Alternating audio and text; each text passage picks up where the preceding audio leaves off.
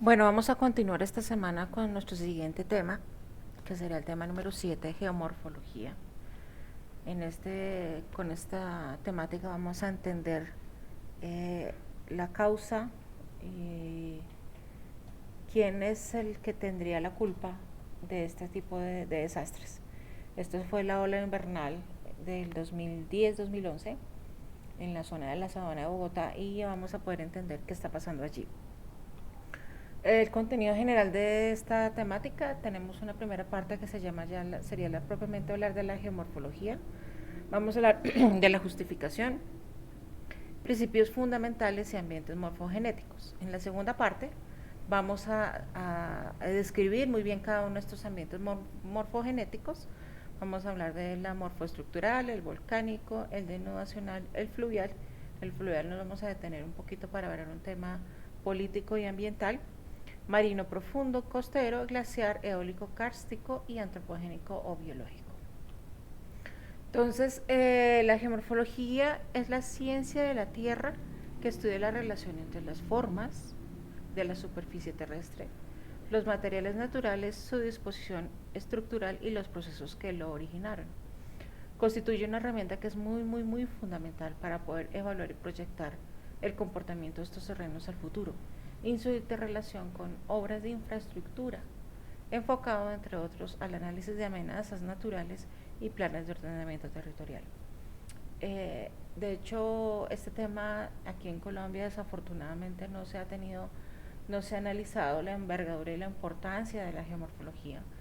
En algún momento trabajé en planes de ordenamiento territorial y en planes de ordenamiento de cuencas y era, digamos, un poco triste poder ver que solamente era un párrafo de 3 líneas que se tocaba del tema de geomorfología. Y como vamos a ver, como ya lo estamos pensando, es un tema bastante importante para que solamente se plasme en solo 3 líneas. Entonces, es una ciencia interdisciplinaria que incluye, entre otras, la hidrología, la glaciología, la geografía, la estadística, climatología, suelos, modelamiento computacional y el SIC. En esta imagen de aquí vamos a ver cómo aquí está la ingeniería civil. Esta es una relación entre la ingeniería geológica y la geomorfología, donde yo tengo acá qué es lo que me va a influir en mi terreno, lo que está en mi terreno, para poder usarse para la ingeniería civil. Entonces digamos que esto es un eje importante de entender la importancia. Entonces la expresión morfológica, geomorfológica de todo lo que está en el terreno depende de, uno, los tipos de materiales, dos, la disposición estructural, tres, los procesos naturales que interactúan de acuerdo al ambiente o condiciones externas e internas dominantes y el tiempo de duración de los mismos. Esto nos permite determinar la siguiente expresión, que una geoforma o paisaje es igual a la sumatoria de todos los factores internos más los factores externos. ¿Qué quiere decir? Para que este río esté con esta geoforma, tiene que sumarse todo lo que le ocurrió a nivel interno para su construcción o para su puesta actual, más los factores externos. ¿Qué es lo que está en esta imagen? Donde yo tengo acá una vertiente de un río y donde definitivamente tanto los factores endógenos que estarían aquí para que ella quedase con esta forma, más los factores exógenos, son los que nos van a dar esa asociación de este ambiente y nos determina este sistema que ya se llamaría sistema morfogenético. Entonces, básicamente, esa geoforma y ese paisaje está causado por esos procesos geológicos externos, que ya los hemos visto a lo largo de las semanas. Vamos a hablar de una meteorización, de una erosión, de un transporte, de una sedimentación, pero que también va a estar influenciado por esos agentes internos o geológicos también externos, como el agua, el hielo, el viento, el mar y la energía solar. Y no se nos olvide de que también está sumando esos factores internos, la tectónica, el material, la geología estructural que acabamos de ver, qué es lo que está ocurriéndole a esa geoforma. Y obviamente también los seres vivos que modelan el relieve. Entonces, la interpretación de la geomorfología tiene la finalidad de la descripción de las formas del terreno, Finalmente eso es lo que tenemos que ver, descripción de ese terreno. Y para eso necesitamos hablar de su génesis, que sería su origen, evolución a través del tiempo, la definición de la naturaleza de sus materiales, la clasificación de los paisajes según el proceso o agente natural que lo domina, una composición, una edad, la explicación de la magnitud de sus agentes y procesos geomorfológicos modeladores. Entonces, al comprender y en entender que esos elementos y esos procesos naturales que dieron origen a este paisaje, es posible deducir y pronosticar el comportamiento en el terreno. ¿Qué quiere decir? Para el ejemplo de esta imagen, seguro no se entendió que si yo dejaba como lo tenía este material o este afloramiento con este material rocoso, suelto, débil, en esta pendiente, expuesta al ambiente donde una lluvia, pues yo precisamente no entendí que puede ocasionar este tipo de fenómenos. Lo que pasa es que no se entendió y no se reconoció y no se dedujo la resistencia de los materiales litológicos relacionados a los procesos y a las condiciones degradacionales y denudacionales. El análisis de las condiciones morfológicas nos tiene que conducir a ¿qué? A entender la influencia y control de las estructuras geológicas regionales sobre las geoformas. La génesis de las geoformas, que reflejan la dinámica de los procesos naturales actuales, tanto procesos endógenos como exógenos. Relacionar la geometría de los terrenos, las formas de las laderas, a tipos de movimientos antiguos activos de remoción en masa. Este tema de remoción en masa lo vamos a detallar muy bien próximamente en una clase posterior, donde vamos a entender cómo toda esta geometría de estos terrenos es propenso a que se nos pueda producir con el tiempo un fenómeno de remoción en masa. Establecer la magnitud y la dinámica de estos procesos denudativos que están actuando sobre una geoforma en particular. Las relaciones espaciales de las geoformas, debido a que determinan zonas que son homogéneas con características litológicas y geomecánicas similares. Esto nos permite hacer, por ejemplo, mapas geomorfológicos. Entonces, entender qué es lo que está pasándole a este terreno, que si nos vamos a detalle podemos ver estas apreciaciones en la vegetación y ya poder dar un concepto de lo que está pasando allí. Este concepto obviamente es muy global, se necesita una cierta información, que es la que vamos a ver en la siguiente clase o en las siguientes clases, pero digamos que ya cuando podamos ver esto, entender y poder pronosticar el comportamiento de este terreno con el tiempo. Eso se llama raptación y creep, para que no quede como qué es lo que está pasando allí. Este tema, como les digo, lo vamos a ver en la clase de fenómenos de remoción en masa. Entonces, resulta que hay una clasificación de esos procesos geodinámicos versus categorías geomorfológicas, donde, como les digo, muchos de los procesos geodinámicos que dominan la expresión del terreno, o del por qué esa expresión del terreno, se le llama el agente. Y ese agente, obviamente, va a generar unos procesos morfogenéticos, unas categorías geomorfológicas mayores y unas categorías geomorfológicas menores. Entonces, por ejemplo, este proceso geodinámico, el grande, el que me va a dominar, va a ser los procesos internos, procesos endógenos, como la deriva continental y la tectónica de placas. El ambiente morfoestructural se llama así. Y los procesos morfogenéticos serían por procesos magmáticos, plutonismo, volcanismo, por procesos tectónicos, compresión, distensión, plegamiento y fallamiento, y por procesos sísmicos. Las categorías geomorfológicas mayores serán las cadenas montañosas o las cordilleras, las altillanuras, llanos orientales y el piedemonte. Y categorías geomorfológicas menores tendremos Grabenhorst, valles inclinales, laderas estructurales anticlinales, piedemontes cordilleranos, escarpes y laderas irregulares, montañas de pliegue y escarpes de falla. Tendremos, por ejemplo, si yo ya tengo unos procesos exógenos como dominantes, que serían los procesos externos, tendremos esos gracias al agua, al hielo, al viento, gravedad, fenómenos meteorológicos, corrientes fluviales marinas, lluvias, actividad biológica del hombre. De allí tendremos dos procesos o dos agentes que van a modelar. Uno es el proceso denudativo, que es un proceso degradacional que degrada. tendremos el ambiente marino, fluvial, glaciar, eólico, lacustre y antrópico, y un proceso agradacional que deposita, que también estará a nivel marino, fluvial, glaciar, eólico, lacustre y antrópico. ¿Qué quiere decir? Que en estos ambientes, en un ambiente marino, para dar un ejemplo, podré tener zonas donde habrá un proceso de degradacional y una zona con procesos agradacionales. Los procesos morfogenéticos que nos van a influir allí son meteorización y erosión, en el caso de fluvial, glaciar, hídrica y marina, fenómenos de remoción en masa y excavaciones antrópicas.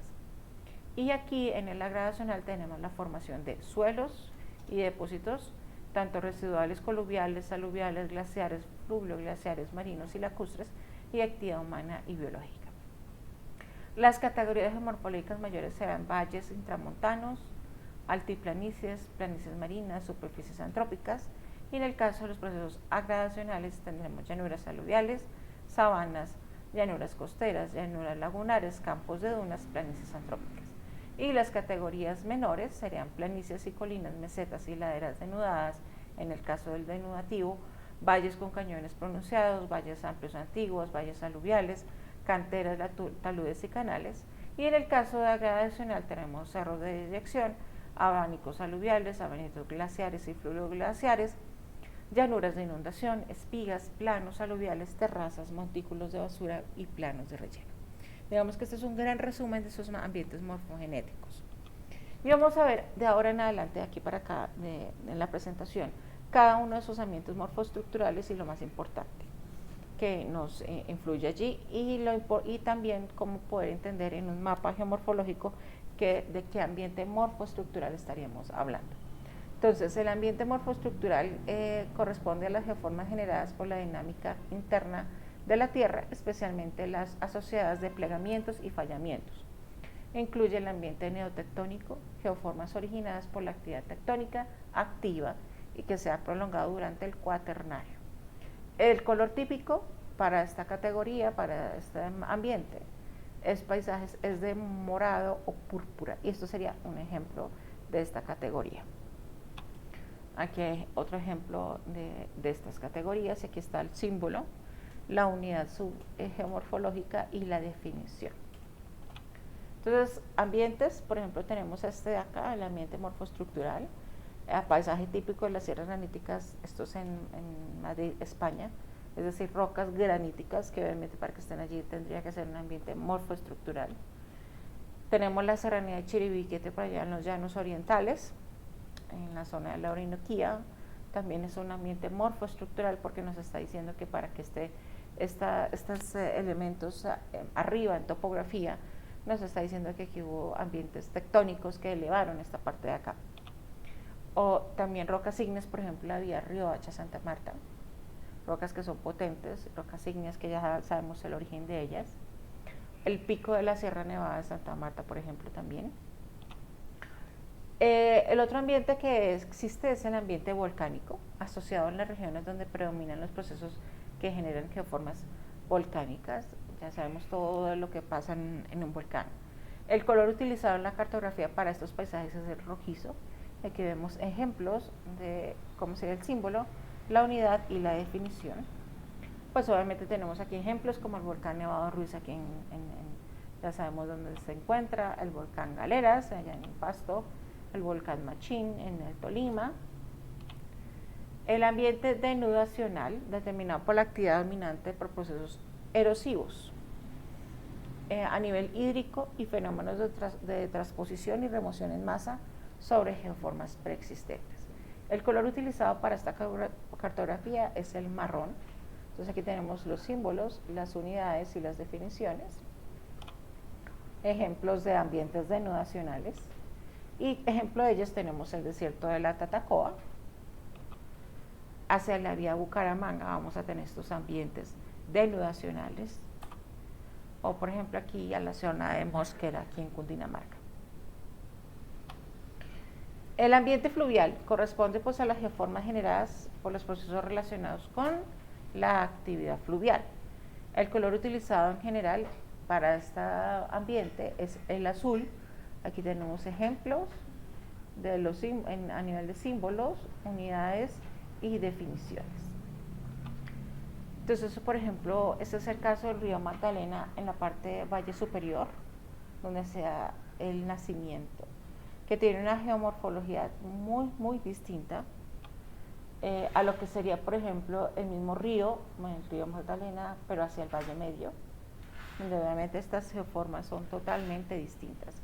Aquí está encañonado, aquí tiene el agua tiene una cierta velocidad, aquí ya digamos que está ya más plano, el cauce es más grande, tiene un comportamiento distinto a nivel dinámico, a nivel fluvial, aquí y acá.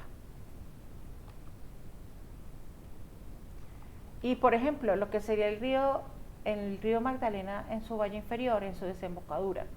Entonces digamos que ese mismo río va a tener diferentes comportamientos, diferentes zonas para análisis, dependiendo si estamos en la parte alta o en la parte baja. Otro ejemplo es el río Cravo Norte en Casanare, donde digamos que tenemos aquí ya zonas donde ya podemos tener un río con unas condiciones distintas. Entonces aquí me está diciendo que básicamente las corrientes de agua poseen un comportamiento complejo y sobre todo dinámico. La cuenca, la geología, el clima, la vegetación y otros factores influyen para su comportamiento, donde allí tenemos zonas de producción de sedimentos, de transporte y finalmente de depositación. Entonces digamos que allí nace una necesidad de que si construimos una obra en un río estamos logrando algo bueno con un objetivo, pero al mismo tiempo podemos estar generando efectos negativos. Entonces se requiere una capacidad para predecir esa dinámica del sistema y entender el comportamiento y un alto conocimiento del comportamiento. Es necesario determinar las características morfológicas de la corriente, su geología, sedimentos, hidrología e hidráulica. Entonces aquí vamos a ver las etapas del río. Vamos a ver que el río tiene diferentes partes, donde yo tengo la formación en niñez, muy relacionado, como lo muestra la imagen aquí, con la pendiente, donde aquí tenemos el perfil y esto es en planta, donde yo tengo acá pendientes de más de 10%, podré tener formación en niñez, donde es una alta montaña con inestabilidad general de las laderas, profundización rápida del cauce. Vamos a tener una etapa de juventud con pendientes entre el 2 al 10%, mediana montaña con cauces encañonados o valles angostos, profundización de fondo e inestabilidad lateral. Una etapa de madurez con pendientes entre el 2% al 1%, divagación del cauce en valles amplios y semiplanos, cauces meándricos y trenzados, y tendremos una vejez donde la pendiente es cero para llegar finalmente al mar, grandes áreas de sedimentación y planicies de inundación. Entonces digamos que aquí tenemos que, dependiendo obviamente de la pendiente, vamos a tener unas etapas para medir y entender el río. Entonces la relación de las formas de la ladera y estos procesos se ven obviamente sumados a esas pendientes.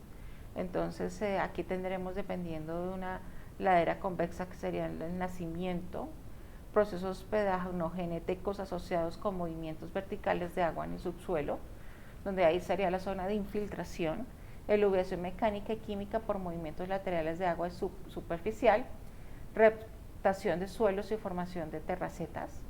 Ya empieza la parte del perfil, donde vamos a tener ciertas partes, meteorización química y física y caídas de deslizamientos podré tener en esta parte de acá. En la zona cóncava, ladera media de transporte y ladera coluvial, movimientos de fenómenos de remoción en masa, acción de agua subsuperficial y superficial, redepositación de materiales por acción de agua superficial, y en la zona del valle, depósitos aluviales y al final llegar al lecho de transporte de material por corriente fluvial. Entonces digamos que esto sería la parte lateral. Si esta parte de aquí es el perfil, esta sería la parte lateral de todo lo que le está pasando para generar aquí la corriente del río.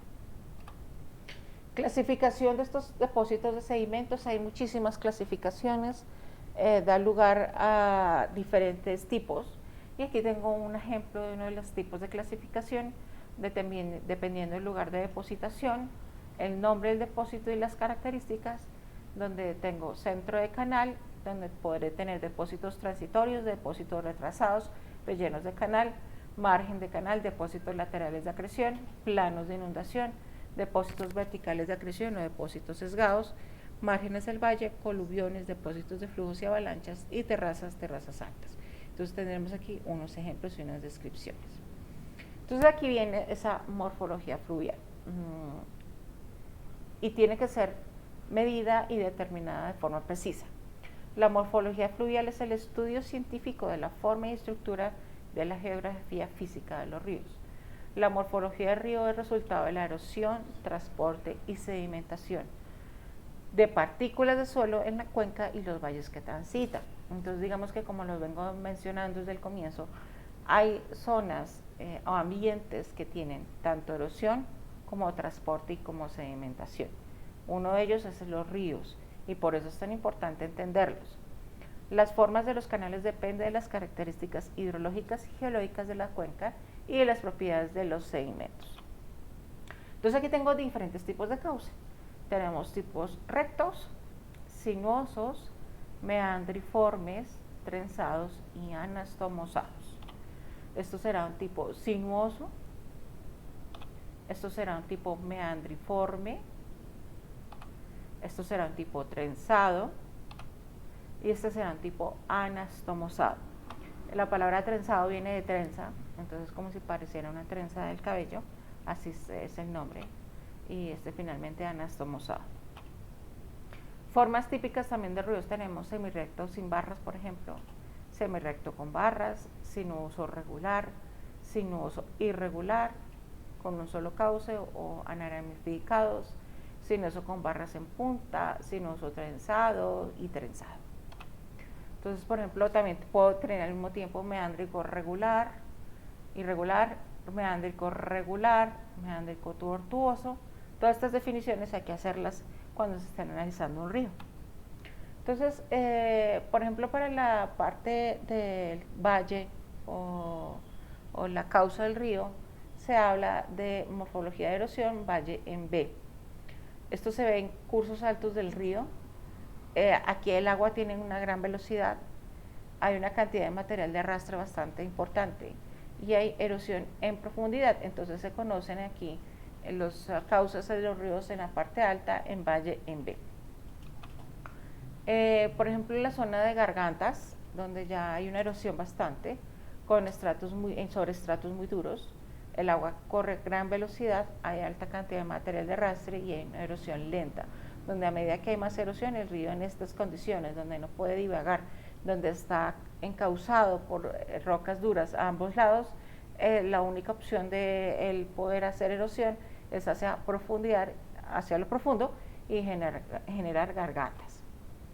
Por ejemplo, en la zona de meandros, cobertura del cauce de los ríos, en el curso medio y bajo de ellos, se ensanchan los laterales del valle y forma encaja o artesa, se le conoce así. Entonces digamos que genera estas geoformas típicas que serían los meandros. Y estos meandros tienen una evolución con el tiempo, donde resulta que hay zonas donde hay erosión y donde hay depositación. En estas zonas de aquí hay posibilidad de hacer erosión y en esta zona de acá hay posibilidad de hacer erosión. Cuando estos frentes se van a hacer, ese proceso de erosión se hace de manera continua, empiezan estas geoformas a unirse, a acercarse un poco más, hasta finalmente generar un meandro abandonado, porque siempre el agua va a buscar la zona más recta para conducirse, no va perdiendo energía para hacer esta vuelta completa. Entonces al final, como estos procesos erosivos se unen aquí, entonces él va a generar una zona recta y hacer un meandro abandonado. Esto lo vamos a ver aquí también. Esta es la evolución, esto se conoce como evolución de un meandro.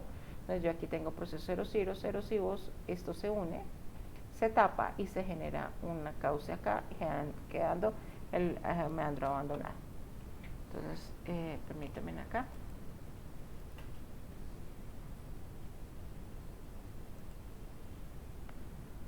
Aquí lo vamos a ver.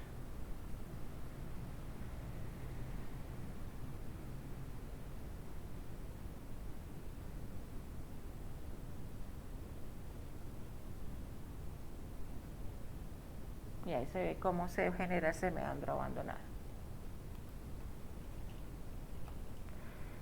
Aquí tengo ejemplos ya de lo que ocurrió. Entonces tenemos aquí ya el cauce pasa por aquí y se genera este meandro. Todas estas líneas de acá, todos estos sectores son meandros abandonados.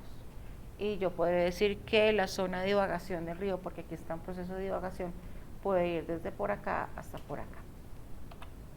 Entonces, les comentaba que hay una zona que se procesa o se genera un proceso de erosión y una zona donde hay depositación.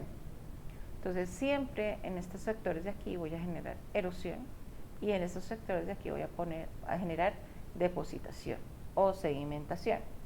Esta zona de aquí haré erosión y en esta zona deposito. En esta zona hago erosión y en esta zona deposito. Pues resulta que, digamos que esto es algo natural en los ríos de la parte media y baja, donde yo podré generar y entender cómo ya influye esta divagación, estas formas, estos movimientos naturales del río y la afectación, por ejemplo, a poblaciones. Donde yo aquí veo perfectamente cómo esta parte del río donde está precisamente erosionando va en dirección de esta población de acá, de estas construcciones. Y como aquí voy a poner procesos de sedimentación. Ya aquí estoy viendo más de detalle cómo este río ya está llegando a la población. Y es por eso de entender que normalmente las poblaciones se asientan cerca de los ríos y cómo llega un punto cuando el río está ya muy cerca de la población y ya entendemos el por qué esto está ocurriendo. Normalmente, pues obviamente intentamos buscar medidas de remediación. A veces funcionan, a veces no funcionan, porque digamos que la dinámica del río es bastante intensa y estos sistemas de protección a veces no sirven para controlar este proceso erosivo. Entonces, si yo pudiese hacer una perforación en la zona donde yo logro sedimentar, donde el río sedimenta, podré ver cómo diferentes capas de materiales, dependiendo de las crecientes, porque obviamente esto está sumado a las épocas de lluvias intensas, donde yo puedo generar más erosión y más depositación, los diferentes niveles de materiales. Digamos, si yo tengo acá, entender eso de erosión y transporte, es porque yo también tengo una línea de máxima velocidad del agua, o un sector donde el agua tiene máxima velocidad, y eso hace que pueda sectores con procesos de erosión. Entonces, esa línea de máxima velocidad se llama talwet. Esto será en una zona, en un río semirrecto y en un río meándrico, donde obviamente yo aquí tendría la posibilidad de tener barras, material sedimentado, y aquí tendré zonas donde generan los rápidos o pozos. Entonces aquí tenemos una zona meándrica donde yo aquí tengo esa línea de velocidad máxima del agua y cómo en profundidad el agua se gira en esta forma de acá, haciendo procesos erosivos en esta parte de acá y arrastrando y sedimentando en esta parte de acá.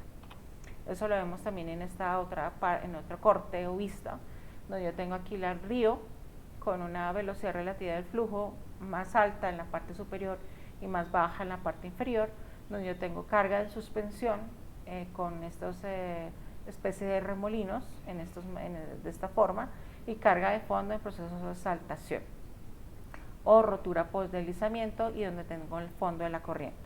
Transporte de sedimentos por corrientes de agua sería esta gráfica. El perfil de velocidad de la derecha indica que el agua fluye más rápido cerca de la superficie y más lenta en el fondo, como les mencioné. Esto lo vemos también acá. Tenemos aquí las partes del río, en el cuello de meandro. En las zonas que son rectas tendré la velocidad máxima en el centro. En las zonas donde ya está en esta posición el meandro, tendría una zona, la máxima velocidad estaría en esta posición, y en estos sectores donde el meandro está en la otra dirección, tendré esta máxima velocidad en este punto de acá. Entonces aquí tenemos que esa morfología fluvial es con el tiempo, donde yo podré ver que depósito y erosión. Los depósitos de las llanuras de inundación se forman por acreción lateral de barras de meandro, donde yo aquí puedo acrecionar o depositar el material que estoy erosionando aquí, y estas serán las etapas generales para producir esa morfología fluvial. Entonces, resulta que como el río no es quieto, no está en una única posición a lo largo de su vida, voy a tener la posibilidad de depositar materiales al lado y lado del río. Ese posible depósito de material voy a llamarlo terraceo, debido a que sería la acumulación escalonada de ambos lados del río del curso. Esto genera una profundidad o una profundización del valle. Entonces, cada una de esas terrazas nos va a contar una historia del momento en que el río estaba en este sector de acá, pudo depositar esta terraza de acá y lo mismo esta de acá, y a medida que va profundizándose va generando más terrazas. Cuando vamos a ver estos depósitos de terrazas, son una fuente espectacular para materiales de construcción. Entonces aquí tenemos los diferentes terraceos, 3 niveles de sedimentación fluvial, donde yo tengo la terraza número 1, la terraza 2 y la terraza 3, entendiendo que la terraza 1 es la antigua y la 3 es la más moderna. Aquí tengo clasificación de barras de arena, donde tengo diferentes tipos de barras que se generan por ese proceso erosivo y de depositación. Tenemos barras laterales, barras de punta, en uniones, en la mitad del canal, en forma de diamante, diagonales, en forma de dunas. Todo esto lo podemos ver en los cauces bajos y medios de los ríos. Entender, por ejemplo, cómo es el cauce, dependiendo si el río está en una zona semirrecta, en una zona meándrica o en una zona trenzada, donde yo tengo aquí diferentes cortes. Por ejemplo, en el semirrecto puede tener en este sector, en el corte AA', este tipo de cauce, pero si yo me voy al BB', podré tener este otro tipo de cauce. En el meándrico voy a tener en el CC', este tipo de cauce, y en el DD', en esta diagonal, podré tener este otro tipo de cauce. El trenzado, E', como voy a tener un tipo de cauce distinto aquí, que si lo miro en esta posición, donde ya aquí está, el cauce está ramificado en dos. Aquí vamos a ver un concepto que se llama llanura de inundación. Es el espacio que puede ser ocupado por las aguas de una corriente fluvial, según Drew en 1966. Modificaciones del caudal, variación estacional, provocan modificaciones en la extensión de las zonas cubiertas del agua. Obviamente uno de los objetivos principales de esta geomorfología fluvial es delimitar muy bien las zonas que son relacionadas con la llanura de inundación. Eso está unido con los periodos de retorno tiempo a caudal de la dinámica fluvial y obviamente de las zonas de mayor épocas de lluvia. Entonces aquí tenemos el canal de estiaje, acá tengo que poner el puntero, canal de estiaje que estaría aquí, lecho ordinario o aparente y el lecho mayor o de inundación A. Resulta que esto, ¿por qué es importante? Porque dependiendo de estos llanuras de inundación, lo ancho o corto de esta llanura de inundación, hay unas políticas, unas reglamentaciones sobre los usos idóneos para prevenir los efectos de las crecidas. Entonces aquí tengo una imagen donde yo tengo la ordenación de los usos de zonas inundables según los Estados Unidos y según España, que está unida o entendible con procesos de hidrología, con la geomorfología, es decir, a nivel geomorfodinámico y fisiográfico, donde hay diferentes partes de los ríos, dependiendo, estamos en la parte alta, media o baja, pero digamos que vamos a entender el por qué tenemos acá unos geoformas específicas, una hidrología con unos tiempos de retorno teniendo en cuenta la cuenca hidrográfica, la cuenca hidrológica y unos tiempos de retorno allí importantes a nivel hidrológico, y la importancia o lo que dice las leyes en Estados Unidos y en España, como les menciono. Entonces aquí estamos, toda esta imagen está escrita en esta parte, en esta información que está aquí, y vamos a entender que también aquí en nuestro país hay una política de este manejo de zonas con usos idóneos. Entonces, según el Ministerio del Ambiente y Desarrollo Sostenible, decreto 2245 del diciembre del 2017, por el cual se reglamenta el artículo 206 de la ley 1450 del 2011 y se adiciona una sección del decreto 1076 del 2015, decreto único reglamentario del sector ambiente y desarrollo sostenible en lo relacionado con el acotamiento de rondas hídricas, donde vamos a ver ese uso idóneo. que el acuerdo del artículo 83 del decreto ley 2811 de 1974, salvo derechos adquiridos por particulares, son bienes inalienables y imprescriptibles del Estado. D. Una faja paralela a la mitad de mareas máxima, en el caso de las zonas costeras, o a la del cauce permanente de ríos y lagos hasta de 30 metros de ancho. De acuerdo con lo mencionado decreto ley, en el artículo 84, los bienes de dominio público como aguas, cauces y la franja lateral que se refiere en el literal D del artículo 83 del mismo no pueden ser objetos de adjudicación de un baldío. Hasta el TICA entendemos que tenemos una franja, por lo menos en las zonas de ríos, de 30 metros de ancho, para que sería nuestro acotamiento de rondas y que no se pueden adjudicar como terrenos baldíos. Entonces dice que se conoce esto como zonas para la protección del sistema hídrico. Están conformados por corrientes y cuerpos de agua naturales relativos, tales como ríos, quebradas, caños, arroyos, playas fluviales, ciénagas, lagos, lagunas, chucuas, pantanos, humedales en general. Se establece que la faja paralela al cauce debe ser de 75 metros al lado y lado de este, mientras que los nacimientos de agua, quebradas, arroyos, lagunas y humedales tendrán un área de 100 metros a la redonda. Indica que en esta zona de ronda, donde no se permitirán los usos que impliquen construcciones permanentes como urbanizaciones o viviendas, solo se acepta recreación de tipo pasivo o contemplativo. Sin embargo, en donde ya su ronda está parcialmente ocupada por viviendas, debe tener una protección mínima de 30 metros, principalmente a través de una estrategia de recuperación del valle aluvial, zona de amortiguamiento de la creciente del río, es decir, zona de inundación. Resumen, si yo tengo un cauce, tengo que tener 75 metros. Si en los nacimientos de agua y ciertas partes, por lo menos mínimo 100 metros de protección. En donde ya está ubicado, 30 metros. ¿Será que nuestras entidades políticas y ambientales realmente se cumplen? Vamos a ver el siguiente caso. Caso del Río Frío, municipio de Chía. Aquí tengo un mapa topográfico donde tengo aquí Bogotá, Calera, Sopó, Cajicá, y esta será la cuenca del Río Frío. Caso del Río Frío, existen dos representaciones del espacio dominantes del Valle del Río Frío y de las fuentes hídricas del municipio de Chía como parte de la sabana de Bogotá, que son a través de un doble discurso. Esto lo contemplaba un estudiante que hizo una tesis de maestría hablando de este tema. Uno es que son espacios de protección y de conservación, pero al mismo tiempo son espacios que se pueden intervenir bajo el modelo de ocupación del territorio que se ha impuesto y consolidado.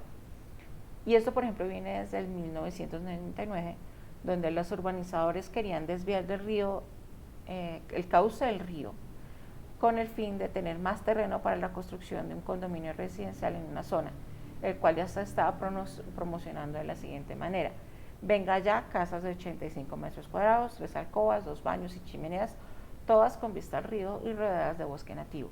Urbanización Tejar del Río, financiación a 15 años, la oportunidad de su vida. En el 2004 hubo problemas o digamos intervenciones con el POT y se permitió hacer lo que se quisiese.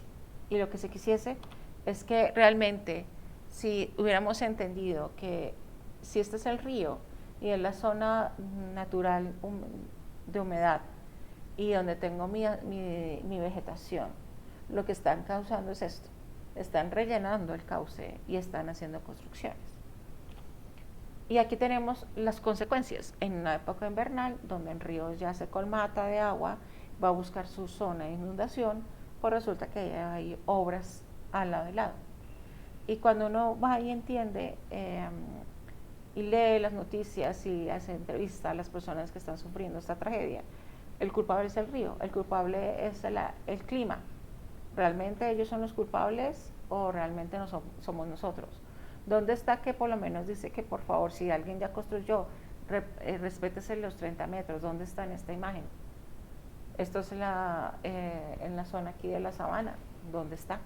Entonces ahí es donde vamos a entender la importancia de entender lo que estamos hablando, la geomorfología, que esto no es simplemente algo de invento, sino entender su importancia. Bueno, seguimos aquí con un ambiente marino profundo y costero. Vamos a cambiar ahorita ese ambiente morfogenético a otro. El anterior era fluvial, este va a ser el marino profundo costero, determinados por las geoformas construidas por las actividades de las corrientes marinas y del oleaje costero del mar. El color utilizado en la cartografía para estos paisajes es el verde. Aquí, como les comento, también hay ejemplos, el símbolo de la unidad y la descripción. Obviamente tenemos, por ejemplo, una cosa es la parque, por ejemplo, la playa en la zona del Tayrona. Otra cosa es en la Guajira, donde, digamos, ya el ambiente biológico es totalmente distinto a este de aquí. Vamos a hacer unas definiciones importantes para entender la definición de playa y litoral. Playa es una acumulación de sedimento no consolidado, arena, cantos, que se extiende desde el nivel medio de marea hasta algún cambio fisiográfico como un cantilo o campos de duna.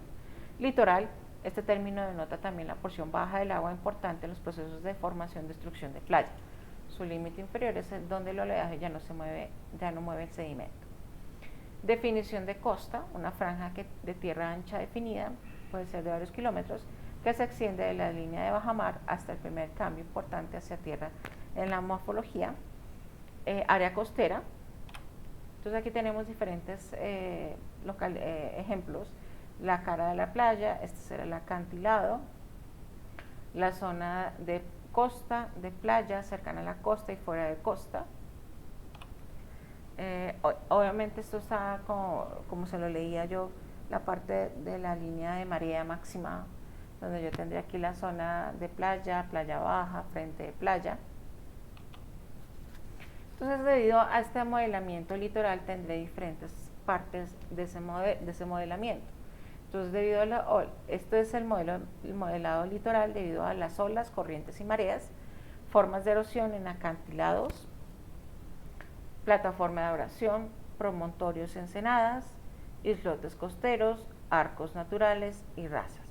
Cada una con una definición. Los acantilados, pared vertical en la costa, sobre su base la erosión es mayor, dando lugar a sus acabaduras y en su parte alta voladizos, que acabará cayendo, provocando el retroceso del acantilado. Recuerden que estamos hablando de formas de erosión. Plataforma de abrasión, superficie horizontal, resultado del retroceso del acantilado, promontorios. Bueno, esto se ve muy bien en esta imagen de aquí, donde yo aquí tendré las terrazas de abrasión, los promontorios, tendré cuevas, cantiles, islotes o stack, los promontorios. Aquí tengo un ejemplo de cómo el agua en las costas erosionales, cómo viene a hacer los procesos erosivos en esta parte de aquí. Como les mencionaba, en esta parte en este sector de aquí, en la medida que se va erosionando acá, va dejando partes del acantilado que pueden perfectamente caer. Digamos, aquí tenemos otra imagen de estas costas erosionales, donde aquí están los sticks, las cavernas o los arcos. Aquí tengo estas imágenes. Cuando yo tengo procesos por sedimentación, tendré otra geomorfología de las playas.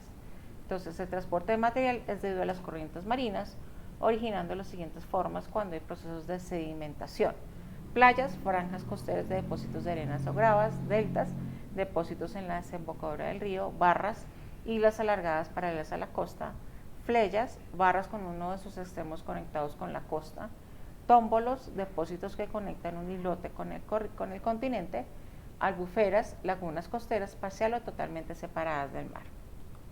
Entonces, digamos que yo tengo aquí mi delta, la barra, el tómbolo, la isla, barra de bahía, las albuferas serían ya lagunas que se separan del mar, y las barreras, otras lagunas que todavía están en contacto.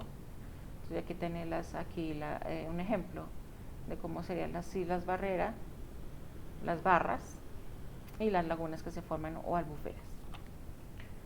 Aquí están los tómbolos y las islas aquí separadas. Entonces, aquí todos estos ambientes, como lo entendemos, están dominados por el viento y las olas. La ola se genera por movimiento que sopla sobre la superficie del mar. Dentro de la ola el agua está generando estos movimientos circulares. La altura es en función de la velocidad, pista y duración. Obviamente como el agua tiene un patrón circular, tendremos una zona donde tenemos una cresta y un valle. Y esto se ve muy bien en esta. Van a ver ustedes cómo en los puntos blancos se genera ese movimiento circular y cómo se generan las crestas y los valles.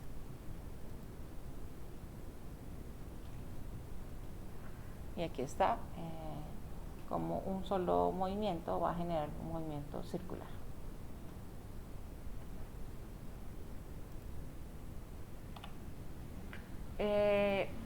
Aquí vamos a detallar un poquito más sobre ese movimiento, ese oleaje cuando está llegando a la costa. Resulta que cuando las olas van hacia la dirección de la costa, las olas se mueven hacia la costa siguiendo un determinado ángulo, que es en esta posición. Sin embargo, cuando alcanzan zonas someras y donde el fondo es más o menos suavemente inclinado, o sea, no tiene una pendiente alta, estas se doblan y tienden a colocarse paralelo al litoral. Esto se conoce como refracción de las olas. El resultado neto es un frente de ola que puede acercarse casi paralelo a la costa con independencia de la dirección original de la ola. Es decir, yo aquí tenía la ola, viene en esta posición, en esta dirección, pero como ya estoy llegando aquí en una zona más plana, con una baja pendiente, el fondo, la ola se va paralela. Debido a este fenómeno, el impacto de la ola se concentra contra los laterales, que sería aquí, y generando procesos erosivos y proyectando agua, mientras que en las zonas de las bahías el ataque de la ola es muy débil y generando zonas donde yo podré tener depositación. Aquí tengo depositación y en las zonas donde la ola choca será procesos de erosión. Esta refracción del oleaje se ve muy bien, por ejemplo, en esta imagen de aquí, donde la ola venía en una dirección y aquí generó esa refracción. Entonces, como les comentaba, ese transporte litoral viene en esta dirección, el oleaje, y llega aquí y se pone en esta otra dirección. Esto hace que las partículas de arena también lleguen y se depositen en ciertas direcciones. Este será el movimiento en los granos de arena. Y gracias a ese movimiento de ese oleaje, ese proceso de transporte y sedimentación, voy a poder pensar que puedo hacer interferencia de este transporte de sedimento con ciertos elementos de construcciones para poder intervenir en el sistema de playa. Entonces podré tener geoformas, o mejor, elementos que me van a generar un oleaje en esta posición, elementos que me pueden generar esto, o elementos donde yo puedo tener esto de acá. Gracias a esto voy a tener un efecto distinto del oleaje, gracias a poner espigones o rompeolas, como se conoce. Entonces vamos a ver los efectos de cada uno de ellos.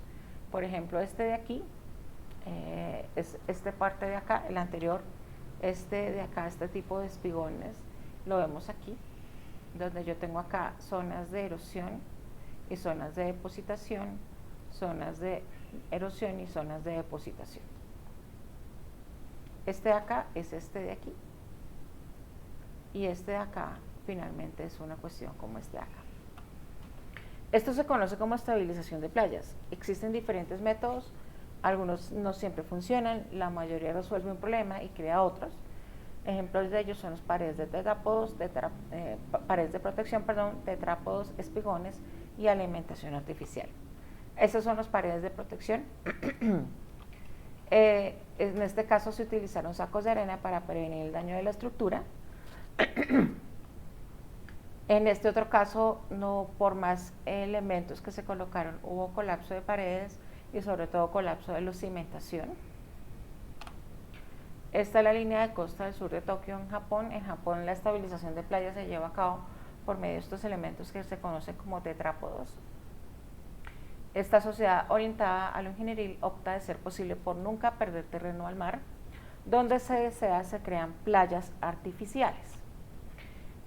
Por ejemplo, es muy común en la zona nosotros pacífica ver estos construcciones que se conocen como palafitos.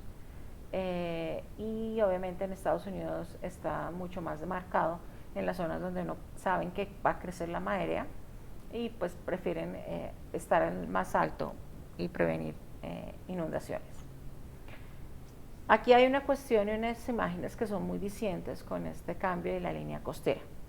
Aquí vemos esta construcción aquí, es un hotel. Este es Miami Beach, Florida, en los 70, donde aquí vemos perfectamente cómo esa playa estaba muy cerca a esta construcción, o la línea del mar. Aquí es Miami Beach, Florida, en 1982. Esta es de los 70, esta es del 82, donde ya vemos esta misma construcción y cómo ya hay una cantidad de playa. Y obviamente las personas allí, al ver esta cantidad de playa, pues que es lo que primero se piensa, pues, seguir construyendo. Y aquí vemos en el 2018 como la misma construcción, el mismo hotel, aquí ya se ha ganado más playa.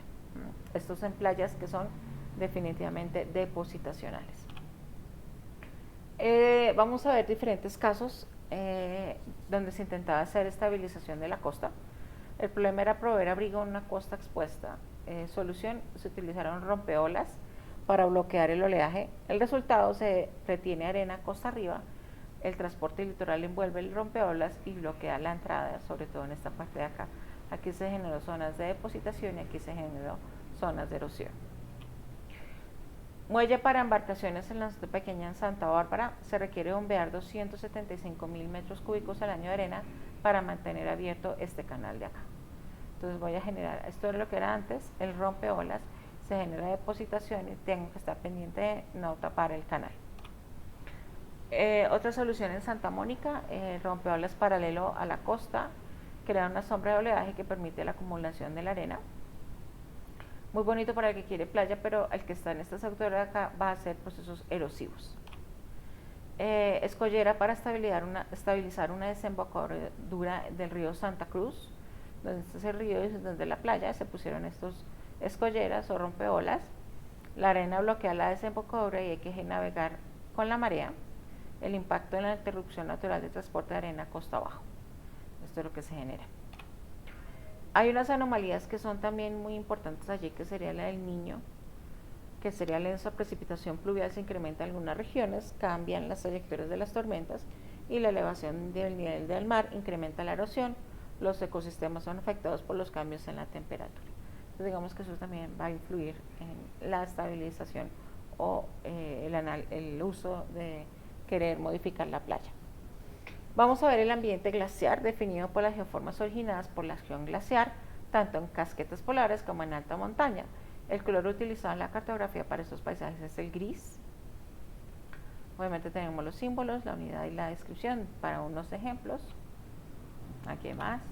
Entonces, por ejemplo, ambiente glaciar tendríamos nosotros como tal, sería un ambiente no tan de casquete, sino en las zonas de alta montaña en páramos, como sería la Sierra Nevada del Cucuy. Aquí hay una imagen donde vemos que los valles, si en los ríos los valles eran en B, en las zonas glaciares los valles son en U. El modelamiento glaciar sería, en un glaciar tenemos extensas masas de hielo con desplazamiento superficial, en los polos, casquetes polares y en las zonas de alta montaña, glaciares del valle o alpino. Zonas de un circo glaciar, circo, zona más alta donde se acumula la nieve, lengua, masa del hielo que desciende por el valle, zona terminal donde se funde el hielo y se depositan materiales transportados. Formas de erosión, valles en U, valles colgados se encuentran por encima del valle principal y desembocan en él, lagunas o bigones, al infundirse el hielo en las depresiones. Formas de sedimentación, morrenas, el depositarse los materiales transportados pueden ser frontal, terminal, lateral o central. Entonces aquí todo lo que les menciono están acá. Aquí está el circo, aquí hay una cuestión que se llama los hornos que nos dividen en diferentes circos, las lagunas, las lenguas, morrenas laterales, lagos. Entonces aquí digamos para ejemplo, para entender, por ejemplo, este es el circo glaciar, zona de acumulación del hielo, a veces de decenas de cientos de metros de grosor, suelen tener formas de enormes cubetas circulares. Estos son los picos que quedan entre circo glaciar y círculo glaciar, se conocen como horns. Aquí Aquí hay otros hornos. El modelamiento glaciar por lenguas, los circos donde están, las morrenas, que aquí estaría su explicación. Lo que les comentaba del Valle Enú, que estaría de acá. Típico en las zonas de glaciares, valles Enú. Aquí por lo menos tenemos en la zona de Sumapaz, en la zona del Cucuy, como les mostré hace unos instantes. Por ejemplo, los depósitos morrénicos están constituidos por un conjunto heterogéneo y mezclado de materiales. ¿Por qué les explico esto de las morrenas? Resulta que a nivel geológico, cuando hay un deslizamiento de una morrena, genera unos grandes cambios en terreno. Son unos fenómenos que son muy agresivos con el ambiente, agresivos porque transforman y modifican. Y grandes cambios geológicos a nivel mundial, de terreno, de tiempo y demás, han sido asociados con los depósitos morrénicos. Este es el modelo glaciar, una morrena en la línea frontal. Hay derrubios producidos por heladas, ciclos de descongelamiento y congelamiento, y por procesos de termoclastia, conos de derrubios, que sería esta parte de acá. El ambiente eólico, geoformas formadas por la acción del viento como agente modelador del paisaje, en zonas desérticas principalmente. El color utilizado en la cartografía para estos es el amarillo. Aquí tenemos unos ejemplos. Por ejemplo, tenemos la Guajira como ambiente eólico. De aquí nacen unas modelaciones, unas geoformas. Esto es importante en los climas áridos y en litoral. Formas de la erosión tenemos alveolos, pequeñas oquedades, rocas fungiformes, pavimento desértico. La retirada de los materiales de pequeño y mediano tamaño origina un suelo de piedra, dunas, depósitos de arena y loes, depósitos de limos. Y aquí vamos a ver cómo sería ese pavimento desértico, cómo se genera. Yo tengo aquí el viento, se va a la parte fina, queda la parte como grabado, material grueso, y como eso genera superficie, es un material, el viento genera una abrasión, genera un suelo que se vuelve pulimentado. Aquí están mis arcos naturales, mis rocas fungiformes, teniendo la dirección del viento y teniendo y los alveolos. Aquí vemos algo del modelamiento eólico con la sección de una duna.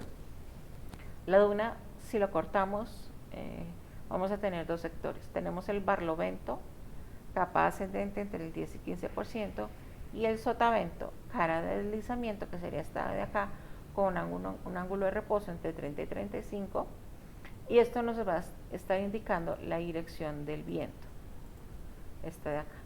Entonces el barlovento y el sotavento. Dependiendo de eso voy a tener diferentes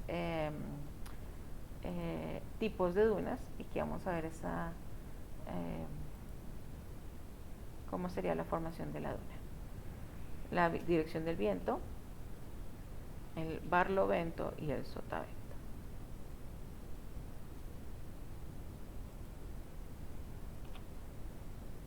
Entonces aquí ya nos queda fácil cómo será la dirección del viento, el barlovento y el sotavento. Esto nos ayuda a clasificar las dunas, como les comentaba. Tenemos dunas semicirculares, las Barhan, las transversales, la parabólica, la lineal, longitudinal o SEIF, estrellas, y otras como el domo y la invertida. Estos serán las dunas Barhan, casi como una media luna, el barlovento y el sotavento. Dunas transversales, donde la dirección del viento va en esta posición de acá. Dunas longitudinales, en la dirección del viento. Dunas estrella, como la vemos aquí. Vamos a pasar en un momentico al ambiente kárstico, definido por las formas producidas por la meteorización y disolución de rocas, donde nos van a generar las cavernas. Estos son rocas de tipo caliza o sales. El color utilizado en la cartografía para estos paisajes es el naranja. Esta es, por ejemplo, la cueva de los Guácharos en Huila, donde, dependiendo de este modelamiento, donde, como les comentaba, son las calizas, que es una roca sedimentaria que tiene carbonato de calcio. Tenemos a nivel superficial unas geoformas lenares, surcos o acalanaduras, dolinas, pozos o depresiones, y a nivel subterráneo, cimas, conductos verticales, galerías, conductos horizontales, cuevas, ensanchamiento de las galerías, estalactitas, restos de caliza que cuelgan del techo, estalagmitas cuando se forman en el suelo, columnas al unirse una estalactita con una estalagmita. Entonces aquí tenemos en las cavernas, la unión entre cavernas sería la galería, arriba en la superficie tenemos las cimas, estas serán las estalactitas, estas serán las estalagmitas, cuando se unen generan las columnas. Y el ambiente antropogénico y biológico, que ya con esto terminamos, son las geoformas originadas como resultado de la intervención del hombre sobre el terreno en la mayoría de las cosas. El objetivo es realizar construcciones de vivienda, obras de ingeniería, disposición de desechos o escombros y adecuación de nuevas vías, que modifica la morfología natural del terreno. Para ello los colores que se utilizan son los marrones oscuros, donde por ejemplo aquí tenemos el relleno sanitario de Doña Juana como un ejemplo. Y con esto terminamos la clase magistral de esta semana.